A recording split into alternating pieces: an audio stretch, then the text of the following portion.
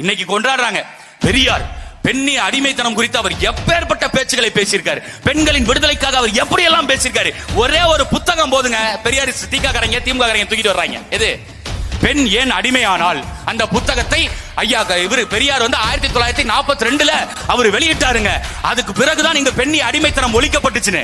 அதுக்கு 100 வருஷத்துக்கு முன்னாடி எங்க அப்பத்தா வேலுநாச்சியார் மன்னராக ஆட்சி செஞ்சு வெள்ளக்காரனை ஓட விட்டுட்டாரா? நீ என்னடா பெண்ணி விடுதலை பத்தி இன்னைக்கு பேசிட்டு இருக்கீங்க? அந்த புத்தகமும் ஐயா பெரியார் அவர்கள் தன்னுடைய சுய சிந்தனையை ஒரு அறிவோடு தன் பெண்கள் அடிமைப்படுத்தப்படுறாங்க அப்படிங்கறத நினைச்சு எழுதிப்பாரு நினைக்கிறீங்களா? அதான் இல்ல.